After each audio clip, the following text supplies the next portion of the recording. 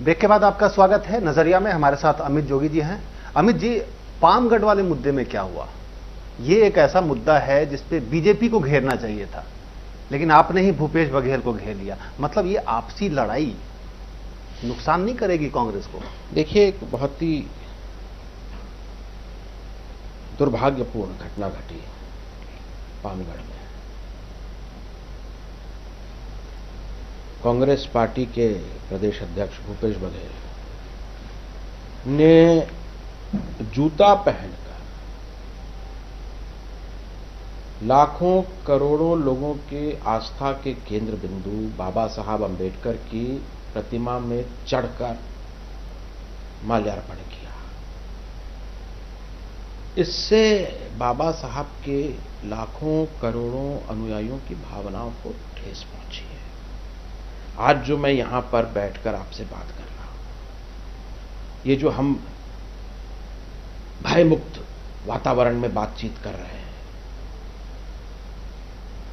मैं विधायक हूं, आप पत्रकार हैं, ये बाबा साहब द्वारा बनाई गई व्यवस्था के कारण संभव हो पाया। वे हमारे संविधान के निर्माता हैं। उनका इस तरह अपमान करना,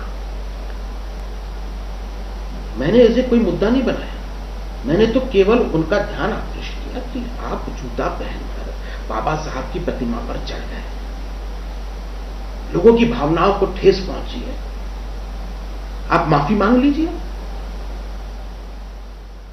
नहीं, आपको ऐसा नहीं लगता कि ये काम विपक्ष का था? आमतौर पर जब पार्टी के अंदर ऐसी कोई बात होती है तो उसको लोग... ये पार्टी के अंदर बात नहीं हुई, ये चौराहे में हुई, तो विपक्ष सबके सामने हुई। मैंने उनसे यह कहा कि इससे पार्टी को क्षति पहुंचने वाली है, और उन्होंने मुझे क्या जवाब दिया? ऐसा बेतुका जवाब कि बाबा साहब की प्रतिमा ना क्योंकि जूते पहन रखे थे इसलिए हम भी जूते पहन के चढ़ गए, कि बाबा साहब कुरीतियों के खिलाफ थे इसलिए उनका सम्मान करते हुए हम जूता पहन के चढ़ गए। तो मैंने उन्हें तस्वीरें दिखाई, पंडित जवाहरलाल नेहरू के समय की, इंदिरा जी की समय की, राजीव जी की समय की, अभी 11 अप्रैल को नहीं, नागपुर में सारे नेता इकट्ठे। अमित जी, मेरा ये कहना था कि क्या ये पार्टी फोरम पे या अपने आपस में बैठ के बात नहीं हो सकती थी? मैं ये जानना चाह रहा था आपसे। देखिए, लोग मुझसे मिलने आए, उन्होंने मुझे वो फोटो दिखाए, वो वीडियो दिखाए, जिसमें कि स्पष्ट दिख रहा है कि हमारे प्रदेश अध्यक्ष जूता पहनकर बाबा साहब की प्रतिमा के ऊपर चढ़ गए। इससे किसको नुकसान होता है? भूपेश बघेल तो पामगढ़ से चुनाव नहीं लड़ने वाले, पर जो भी वहां कांग्रेस का प्रत्याशी है उसको तो नुकसान होता। आज प्रदेश का कौन सा कोना है जहां पर बहुजन समाज पार्टी वाले, अंबेडकराइट लोग भूपेश बघेल का पुतला नहीं फूंक रहे हैं? उससे नुकसान किसको हो रहा है? कांग्रेस को ही तो हो रहा है। ये जो उनका दलित विरोधी चेहरा है वो सामने आ रहा है, और इसका खामियाजा पार्टी को भुगतना पड़ रहा है। मैंने इसीलिए इस विषय पर राहुल जी को पत्र लिखा। आमतौर पे मेरी और उनकी क्या बात होती है मैं कभी सार्वजनिक नहीं करता, पर इस पत्र को मैंने सार्वजनिक किया। इसलिए सार्वजनिक किया क्योंकि उसमें मैंने साफ साफ राहुल जी से यह जानना चाहा है। बचपन से मैं मेरे पिताजी के साथ राजघाट जाता हूं, वीरभूमि जाता हूं, शक्ति स्थल जाता हूं, अंबेडकर स्थल जाता हूं। वहां मैं देखता हूं कि राजीव जी या सोनिया जी या राहुल जी आते हैं, परिवार के साथ आते हैं, बड़े आदर पूर्वक अपना जूता चप्पल अलग खुद हटाएंगे, फिर उसके बाद जाएंगे माल्यार्पण करेंगे बड़ी विनम्रता के साथ। तो क्या वो कांग्रेस की संस्कृति है? या ये जो बता रहे हैं कि आप अपना जूता पहन के बाबा साहब की प्रतिमा के ऊपर कूद जाओ, ये कांग्रेस की संस्कृति है? हमारे संस्कार क्या है?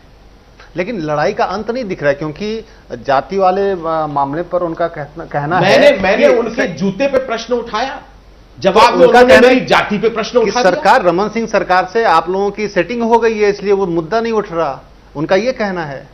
देखिए, बेतुकी बातें कर रहे हैं। जूते का जवाब जाति नहीं है, माफी है। माफी मांगनी चाहिए, माफी तो मांग नहीं रहे। ये जो 30 साल पुराना मामला है, 1986 में मेरे पिताजी ने राजनीति में प्रवेश किया। उसके पहले वे कलेक्टर, एसपी, इंजीनियर, लेक्चरर कई पदों पर रहे। तब तो उनकी जाति का मामला नहीं उठाया गया। जिस दिन से उन्होंने राजनीति में प्रवेश किया है, जोगी की जाति एक मामला बन गया, भाजपा ने उठाया। अब आप ये बताइए कि मेरे पिताजी पिछले 12 वर्षों से अखिल भारतीय कांग्रेस कमेटी के अनुसूचित जनजाति आदिवासी विभाग के राष्ट्रीय अध्यक्ष हैं। सोनिया जी ने उन्हें राष्ट्रीय अध्यक्ष बनाया है। तो क्या भूपेश बघेल ये कहना चाह रहे हैं कि रमन सिंह और भाजपा सही है और सोनिया जी गलत है? कि सोनिया जी ने अपने एआईसीसी के आदिवासी विभाग का राष्ट्रीय अध्यक्ष एक फर्जी आदिवासी को बना दिया है? यानी अपने आप को बचाने में उन्होंने सोनिया जी तक का अपमान कर दिया। क्या वो ये कहना चाह रहे हैं पिछले 5 बार से मेरा और मेरा परिवार रिकॉर्ड मतों से, छत्तीसगढ़ में सबसे ज्यादा मतों से चुनाव जीत रहा है एक आदिवासी सीट से? आदिवासी बाहुल्य सीट है। तो क्या वहां के आदिवासी सब बेवकूफ हैं जो एक गैर आदिवासी को चुन के बार बार भेज रहे हैं? लेकिन उनका एक हालिया बयान है जो शायद 30 साल से यह मामला न्यायालयों में घूम रहा है। जिन लोगों ने आरोप लगाया कि वो आज तक सिद्ध कर पाए कि हम आदिवासी नहीं है। 4 बार यह मामला हाईकोर्ट में गया, 2 बार यह सुप्रीम कोर्ट में आया, और सरकार ने कोई रहमदिली नहीं दिखाई है।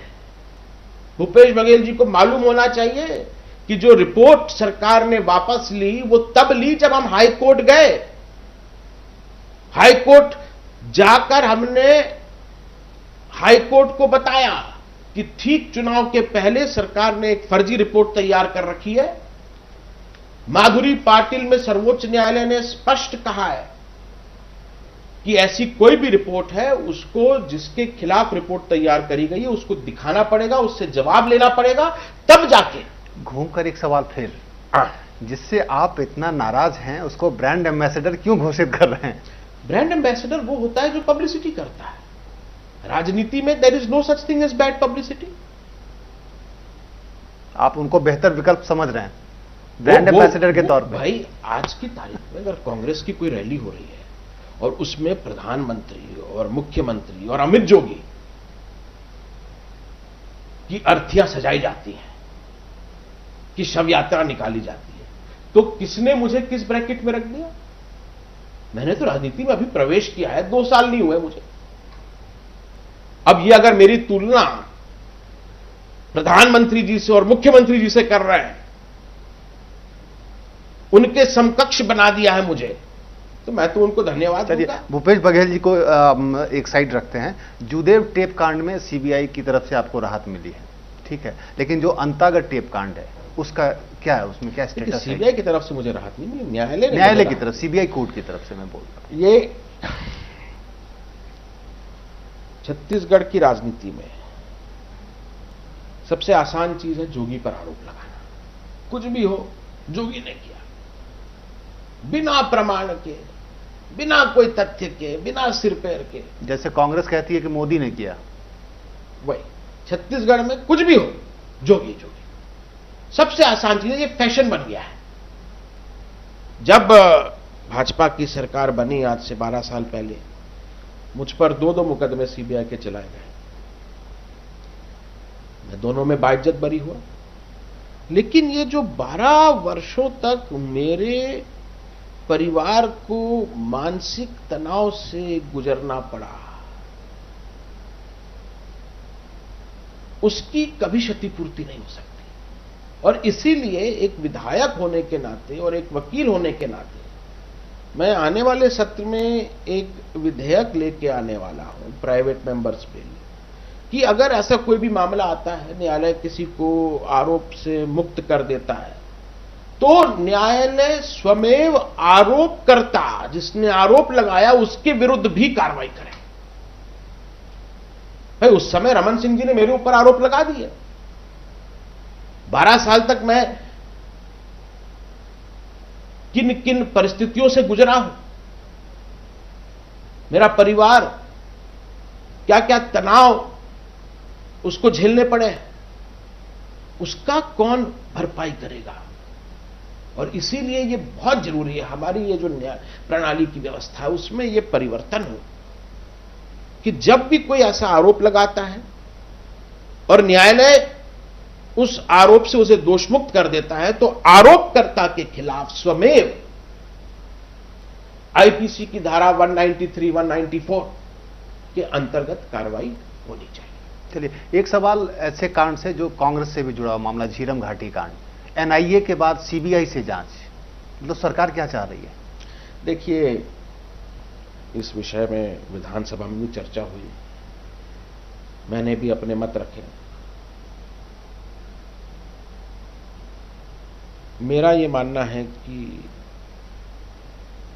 ये एक बहुत ही विभत्स घटना घटी, पूरे ऑपोजिशन विपक्ष को खत्म करने के लिए यह हमला किया गया। और जब तक जो पीड़ित लोग हैं, जो शहीदों के परिजन हैं, उनको संतुष्टि नहीं मिल जाती तब तक हमें जिस एजेंसी से वो जांच कराना चाहे, जांच होनी चाहिए। एनआईए जांच हुई, यूपीए की सरकार थी, उन्होंने अपनी चार्जशीट प्रस्तुत कर दी, तब किसी ने कोई आपत्ति नहीं करी थी। हाई कोर्ट के सिटिंग जज आयोग के माध्यम से जांच कर रहे हैं। परिजनों ने यह कहा कि नहीं, अब इसमें सीबीआई की जांच होनी चाहिए, बिल्कुल होनी चाहिए, जांच से क्या डरना। हम सब चाहते हैं कि जो सच्चाई है वो सामने आए। इस मामले में भी बीजेपी के अभी जो 2 केंद्रीय मंत्री हैं, जेपी नड्डा जी स्वास्थ्य मंत्री हैं, नरेंद्र तोमर जी माइंस और शायद स्टील के मिनिस्टर हैं, दोनों ने मेरे और मेरे पिताजी के ऊपर आरोप लगाए कि झीरम कांड हमने कराया, इनके खिलाफ हमने मानहानि का मुकदमा दायर किया है।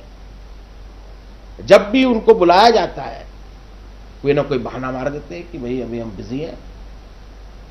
जब आपने आरोप लगाया तो अब आरोप को सिद्ध करो ना। जब आरोप सिद्ध करने की बात आती है तब आप निरुत्तर हो जाते हो।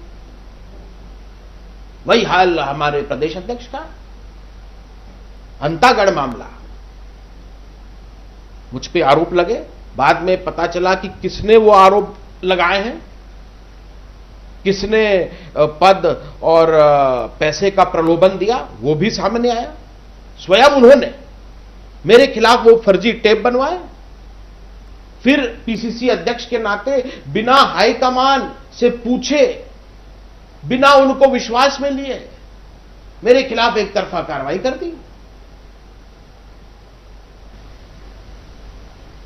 तो नैसर्गिक न्याय क्या कहता है? नैसर्गिक न्याय यह कहता है कि जिसके खिलाफ आरोप है उससे पूछो तो कि आपके खिलाफ ये सब चीजें, आपको क्या कहना है। मुझे सुनने तक का, सुनवाई का मौका नहीं दिया गया।